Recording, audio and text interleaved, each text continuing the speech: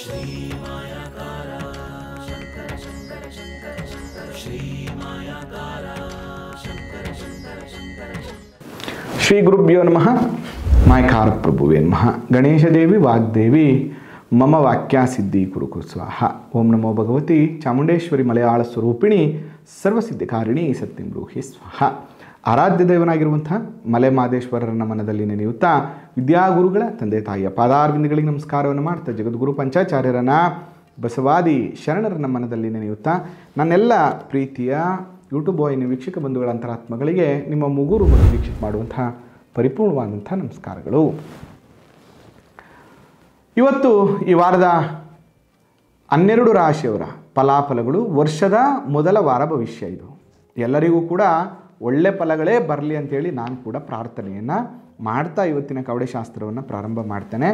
ಅದರ ಜೊತೆಗೆ ನಾನು ಯಾವಾಗಲೂ ಹೇಳ್ತೇನೆ ಏನಂತಂದರೆ, ಯಾವಾಗಲೂ ಕೂಡ ಗೋಚಾರದ ಫಲವಷ್ಟೇ ಡಿಪೆಂಡ್ ಆಗೋದಿಲ್ಲ, ನಿಮ್ಮ ಜಾತಕ ಫಲವೂ ಕೂಡ ಇಂಪಾರ್ಟೆಂಟ್ ಆಗುತ್ತೆ. ನಿಮ್ಮ ಜಾತಕ ಫಲ ಕಾರ ಆದರೆ ಗೋಚಾರ ಫಲ ಬಂದು ರಸ್ತೆ. ಈ ಎರಡೂ ಚೆನ್ನಾಗಿದ್ದಾಗ ಟ್ರಾವೆಲಿಂಗ್ ಚೆನ್ನಾಗಿರುತ್ತೆ. ಅದಕ್ಕೋಸ್ಕರ ನೀವು ಎರಡರ ಫಲಾಫಲಗಳನ್ನು ಕೂಡ ತಿಳ್ಕೋಬೇಕಾಗ್ತದೆ ಆವಾಗವಾಗ ಅನ್ನುವಂಥದ್ದು. ಇನ್ನು ಈ ವಾರದ ಹೈಲೈಟ್ಸನ್ನು ನೋಡೋದಾದರೆ, ಶ್ರೀಶಕೆ 1947ನೇ ವಿಶ್ವಾವಸು ಸಂವತ್ಸರ ಉತ್ತರಾಯಣ, ವಸಂತ ಋತು ಚೈತ್ರ ಮಾಸದ ಶುಕ್ಲ ಪಕ್ಷ, ವಿಶೇಷವಾಗಿ ಶುಕ್ಲ ಪಕ್ಷ. ಹಾಗಾದರೆ ಈ ವಾರ 30ನೇ ತಾರೀಕಿಂದ 5ನೇ ತಾರೀಕುವರೆಗೆ, 30ನೇ ತಾರೀಕಿಂದ 5ನೇ ತಾರೀಕುವರೆಗೆ. 30ನೇ ತಾರೀಕು ಏನಪ್ಪ ಇವತ್ತು ವಿಶೇಷ ಅಂದರೆ ಚಾಂದ್ರಮಾನ ಯುಗಾದಿ, ಅಲ್ಲಮ ಪ್ರಭು ಜಯಂತಿ ಮತ್ತು ಪಂಚಾಂಗ ಶ್ರವಣ ಇರುವಂಥದ್ದು. ಮತ್ತು 31ನೇ ತಾರೀಕು ಸೌಭಾಗ್ಯ ಗೌರಿ ವ್ರತ ಇರುವಂಥದ್ದು ಮತ್ತು ರಂಜಾನ್ ಇರುವಂಥದ್ದು.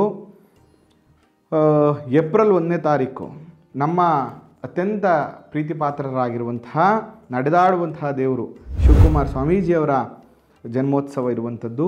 2ನೇ ತಾರೀಕು ಬಂದು ದೇವರ ದೇವಾಂಗ ದಾಸಿಮಯ್ಯ ಜಯಂತಿ ಇರುವಂಥದ್ದು. ಇನ್ನು 5ನೇ ತಾರೀಕು ಯಡಿಯೂರು ಶ್ರೀ ಸಿದ್ಧಲಿಂಗೇಶ್ವರ ಸ್ವಾಮಿ ರಥೋತ್ಸವ ಇರುವಂಥದ್ದು. ಇದಿಷ್ಟು ಕೂಡ ಈ ವಾರದ ಹೈಲೈಟ್ಸ್. ಹಾಗಾದರೆ ಈ ವಾರ ಹೇಗಿದೆ ಅನ್ನುವಂಥ ವಿಚಾರವನ್ನು ನಾನು ತಿಳಿಸ್ಕೊಡ್ತೇನೆ.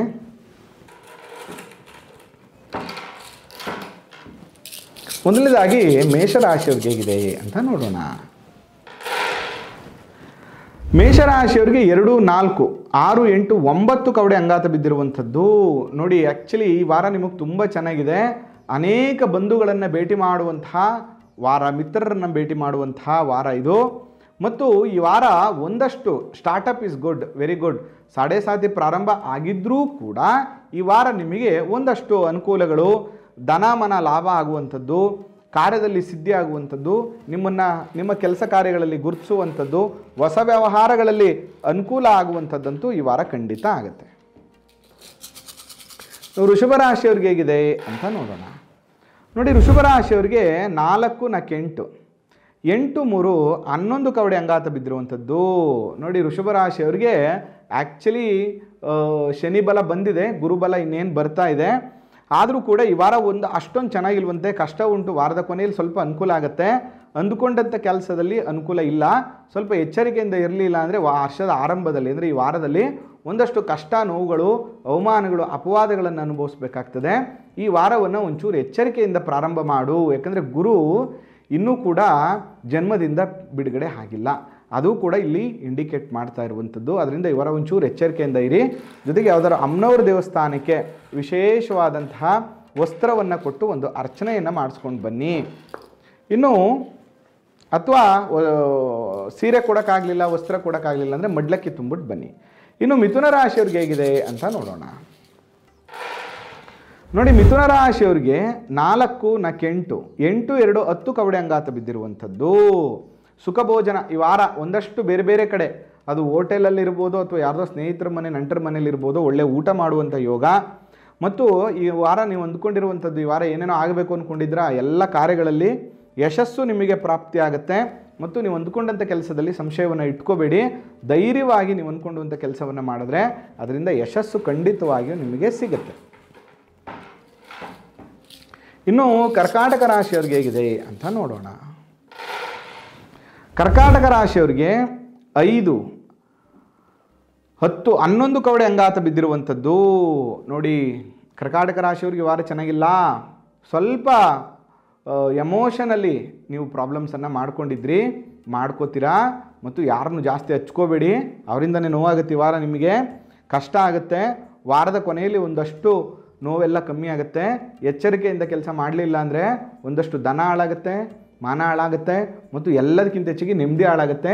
ಈ ವಾರ ಏನೆಲ್ಲ ಮಾಡಬೇಕು ಅಂದ್ಕೊಂಡಿದ್ರಲ್ಲ ಅದನ್ನು ಒಂದು 10 ಸರಿ ಯೋಚನೆ ಮಾಡಿ ಸ್ವಲ್ಪ ವೆಯ್ಟ್ ಮಾಡಿ. ಜೊತೆಗೆ ನಿಮಗೆ ಅನುಕೂಲ ಇದ್ದರೆ ಯಾವುದಾದ್ರೂ ಒಂದು ಪುಣ್ಯಕ್ಷೇತ್ರದಲ್ಲಿ ಶಿವ ಮತ್ತು ಪಾರ್ವತಿ ಇರುವಂತಹ ಕ್ಷೇತ್ರಕ್ಕೆ ಹೋಗಿ ಒಂದು ದರ್ಶನವನ್ನು ಮಾಡ್ಕೊಂಡು ಈ ವಾರ ಶುರು ಮಾಡಿ. ಇನ್ನು ಸಿಂಹರಾಶಿಯವ್ರಿಗೆ ಹೇಗಿದೆ ಅಂತ ನೋಡೋಣ. ಸಿಂಹರಾಶಿಯವರಿಗೆ 4, 4, 8, 8, 3, 11 ಕವಡೆ ಬಿದ್ದಿರುವಂಥದ್ದು. ಯಾಕೋ ಸಿಂಹರಾಶಿಯವ್ರು ಕೂಡ ಈ ವಾರ ಚೆನ್ನಾಗಿಲ್ಲ, ಕಷ್ಟ ಇದೆ ವಾರ. ಅಂದುಕೊಂಡಂಥ ಕೆಲಸದಲ್ಲಿ ಯಶಸ್ಸು ಸಿಗೋದಿಲ್ಲ, ಮತ್ತು ಅಂದುಕೊಂಡಂಥವ್ರು ಮೋಸ ಮಾಡ್ತಾರೆ. ಏನೋ ಕೊಡಬೇಕು ಅಂದವರು ಈ ವಾರ ಕೊಡಲ್ಲ, ಏನೋ ಕೆಲಸ ಕಾರ್ಯಗಳಾಗಬೇಕು ಈ ವಾರ ಆಗಲ್ಲ, ಮತ್ತು ನೀವು ಕೂಡ ಮೋಸ ಹೋಗುವಂಥದ್ದು, ಅವಮಾನವನ್ನು ಪಡುವಂಥದ್ದು. ಆದರೆ ವಾರದ ಕೊನೆಯಲ್ಲಿ ಒಂದಷ್ಟು ಸುಖ ಆದರೂ ಕೂಡ ನಿಮ್ಮ ಎಕ್ಸ್ಪೆಕ್ಟೇಷನ್ ಥರ ಅಂದುಕೊಂಡಿರುವಂಥ ಕೆಲಸ ಕಾರ್ಯಗಳು ಈ ವಾರ ಸ್ವಲ್ಪ ಆಗೋದಿಲ್ಲ, ಮತ್ತು ಧನಮಾನ ಹಾನಿ ಆಗುತ್ತೆ, ಒಂಚೂರು ನೆಮ್ಮದಿ ಹಾಳಾಗುತ್ತೆ. ಎಚ್ಚರಿಕೆಯಿಂದ ಇರಿ.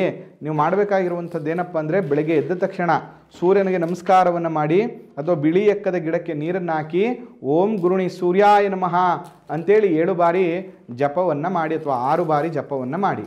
ಇನ್ನು ಕನ್ಯಾ ರಾಶಿಯವ್ರಿಗೆ ಹೇಗಿದೆ ಅಂತ ನೋಡೋಣ. ನೋಡಿ, ಕನ್ಯಾ ರಾಶಿಯವ್ರಿಗೆ 4, 4, 8, 8, 2, 10 ಕವಡೆ ಅಂಗಾತ ಬಿದ್ದಿರುವಂಥದ್ದು. ಸುಖಭೋಜನ, ಆಪ್ತಮಿತ್ರರ ದರ್ಶನ, ಸುಖವಿದೆ, ಕಾರ್ಯದಲ್ಲಿ ಅನುಕೂಲವಿದೆ. ಅಂದುಕೊಂಡಂಥ ಕೆಲಸದಲ್ಲಿ ಸಂಶಯವನ್ನು ಇಟ್ಕೋಬೇಡ, ಎಲ್ಲ ಥರ ಅನುಕೂಲವೂ ಆಗುತ್ತೆ. ಮಾಡಬೇಕಾಗಿರುವಂಥ ಕೆಲಸವನ್ನು ಮಾಡು, ಅಂದ್ಕೊಂಡಿರುವಂಥ ಕೆಲಸವನ್ನು ಧೈರ್ಯದಿಂದ ಮಾಡು, ಎಲ್ಲ ಥರ ಅನುಕೂಲಗಳು ಈ ವಾರ ನಿಮಗೆ ಆಗುತ್ತೆ. ಇನ್ನು ತುಲಾ ರಾಶಿಯವ್ರಿಗೆ ಹೇಗಿದೆ ಅಂತ ನೋಡೋಣ. ನೋಡಿ, ತುಲಾ ರಾಶಿಯವ್ರಿಗೆ ಹೇಗಿದೆ ಅಂತ ನೋಡೋಣ. ತುಲಾ ರಾಶಿಯವರು ಭಾಳ ವಿಶೇಷವಾಗಿ 3,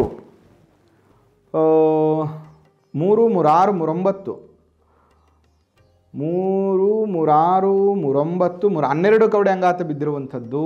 ಮೋಸ ಹೋಗ್ತೀರಾ ನೋಡಿ, ಎಚ್ಚರಿಕೆ. ಯಾವುದಾದ್ರು ರಿಯಲ್ ಎಸ್ಟೇಟು, ಯಾರಿಗೂ ದುಡ್ಡು ಕೊಡೋದು, ಯಾವುದೋ ಬಿಸ್ನೆಸ್ ಮಾಡೋವಂಥದ್ದು, ಇನ್ನೊಂದೇನೋ ಮಾಡಬೇಕು, ಯಾವುದೋ ಇನ್ವೆಸ್ಟ್ಮೆಂಟು ದುಡ್ಡು ಕೊಡಬೇಕು, ಯಾರೋ ಸಾಲ ಕೇಳೋರೆ, ದಯವಿಟ್ಟು ಈ ವಾರ ಒಂಚೂರು ಮುಂದೂಡಿ ತುಲಾರಾಶಿಯವರು. ಯಾಕಂದರೆ ಮೋಸ ಹೋಗುವಂಥ ಸಾಧ್ಯತೆ ಇದೆ, ಮತ್ತು ಅಧಿಕಾರಿಗಳಿಂದ ತೊಂದರೆ, ಮತ್ತು ಸೌಖ್ಯವಿಲ್ಲ. ಸ್ವಲ್ಪ ಜಾಗ್ರತೆಯಿಂದ ಇರಬೇಕು ತುಲಾರಾಶಿಯವರು, ಇಲ್ಲಾಂದರೆ ಈ ವಾರ ನಿಮಗೊಂಚೂರು ಕಷ್ಟಗಳಿದೆ.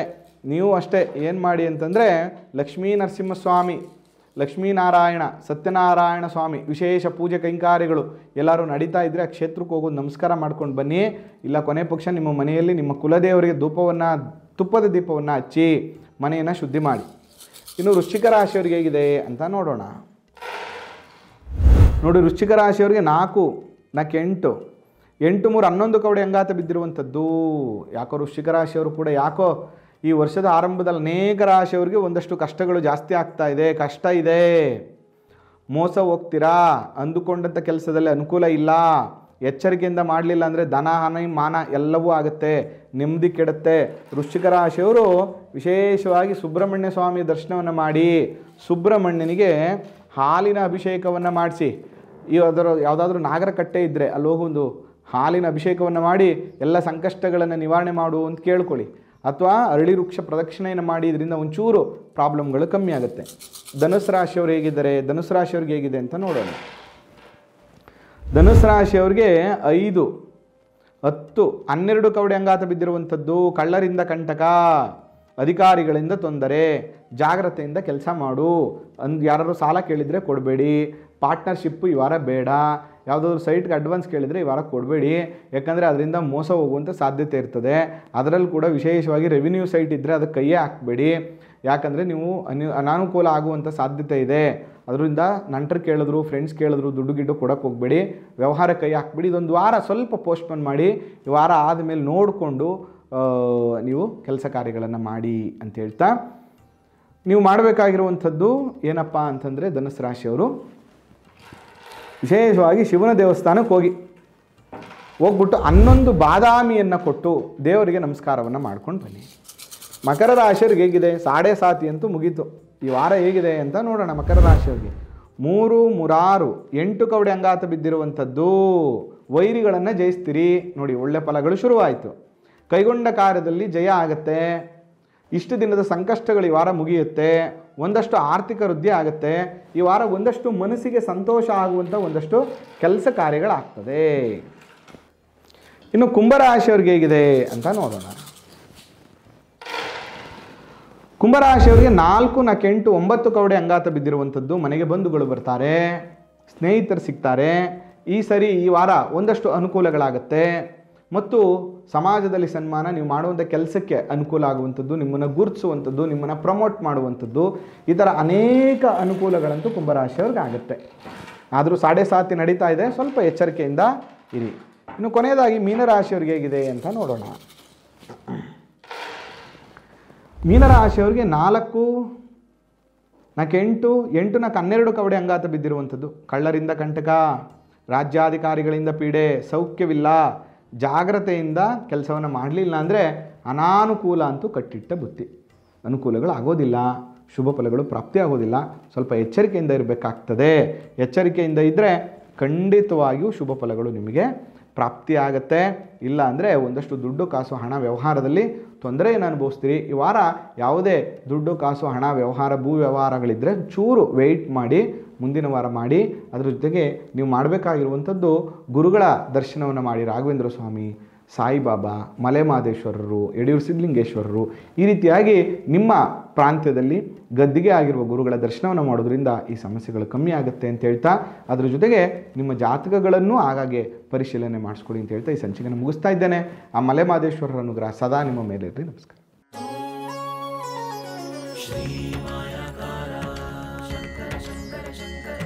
ಶ್ರೀ